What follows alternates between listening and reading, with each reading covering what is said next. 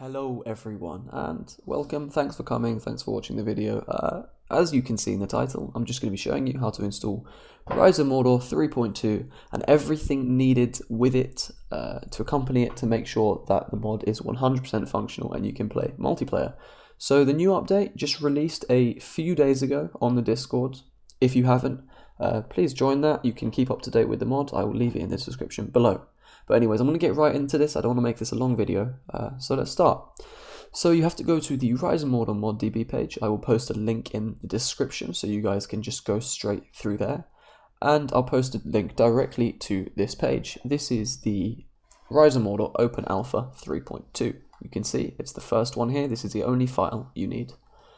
You basically click download now, and then you click to download 0.32 Rise of Mordor Alpha 1.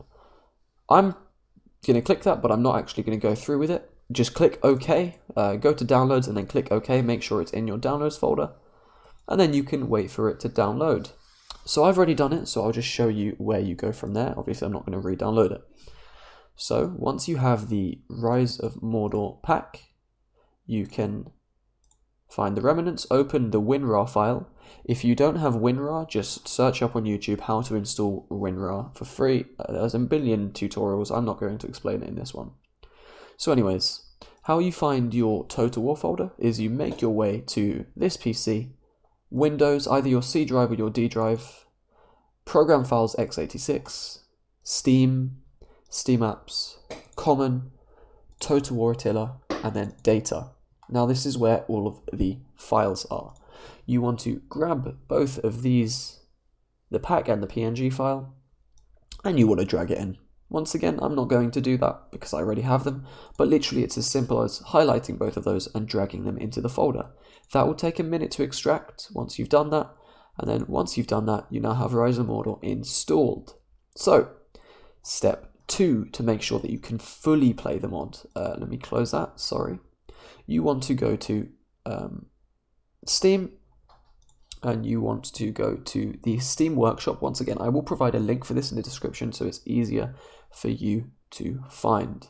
So you go to the Steam Workshop and you have to type up required, I think it's, yeah, required R2 building models for R2 theme custom maps. And simply as you want to just subscribe to this and wait for it to download. It's about 2 GB, so it's actually pretty hefty. We haven't yet implemented it into the mod, but that might come at a later date. So you just want to wait for that to install. It's a 2 GB update. It might take quite a while.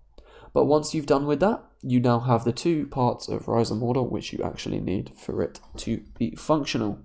So you can open up Attila, open up the launcher, go to Mod Manager, and here, if it loads, you now have all of your mods. To play Rise of Mordor, everybody uses these 2 packs, nothing else. If you want to try find a multiplayer lobby, you can't enable, for example, like the Rise of Mordor Return to Glory, for example, as you won't, there might be some people not using this mod, or you can't enable any other mod, right? You just need to keep it nice and simple, only these 2 mods.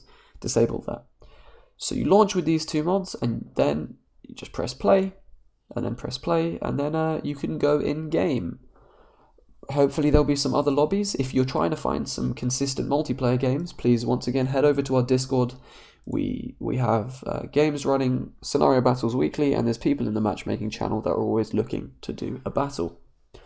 So that's about it for the installation. However, there are quite a few issues that people have been having recently. So I'm just going to run through some of the common fixes. If your mod's installed fine and you're able to play the game, then feel free to exit the video now. However, if you run into some issues, consult this video and see what sort of problems there are and if there's anything that I can help you fix.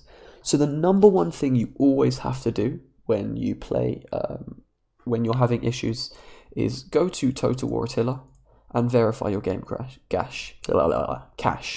The way you do this is you go to Steam, you right-click Total War Attila, Properties, you move over to Local Files in the top, this tab here.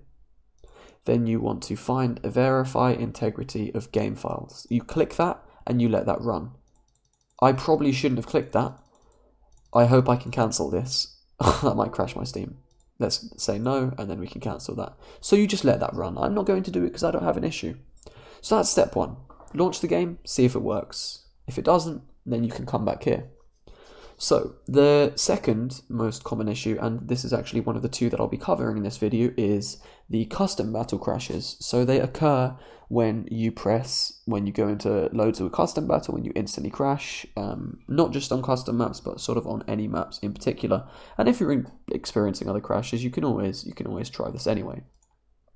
So what you want to do is you want to hit Windows key and R to open up the run. If you're on Windows 8, you can do it another way. You can come down here, right-click on the Windows, click Run, and then type in %appdata%.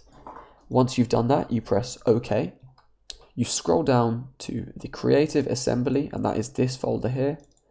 Click Attila, and then you see this Battle Preferences folder. You want to simply delete that.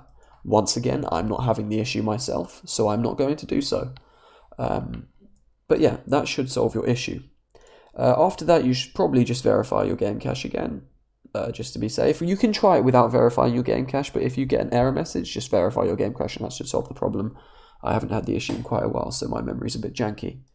But that's about it, actually. Those are the main sort of two bugs that people have been experiencing, or the main two problems that people have been experiencing. Those are the two main fixes. If you still are having issues, and there are some issues with the mod, feel free to come to the Discord and type in bug reports to sort of, you can get a response from the dev team, and they can respond to you and tell you what's sort of going on. Finally, an important thing, if another mod is not working with Rise of Mordor, for example, if you download the Rohan Unit submod, which is quite a popular one, and you launch the game and the game crashes, and Rise of Mordor does not work with the Rohan Unit submod, please do not come complaining to the Rise of Mordor mod team. That is nothing to do with us. The submods, right, have to be made compatible with the Rise of Mordor mod. It's not the other way around. So if you have an issue with the submod working with Rise of Mordor, please directly contact the developers of the submod, not the developers of Rise of Mordor. So that's the last note I'm going to leave it on. I don't have anything else to say. If you found this tutorial helpful, please leave it a like and maybe subscribe. I'll be doing some more Rise of Mordor related stuff in future. If you've enjoyed the video, thank you. Thanks for watching, and I hope this was helpful.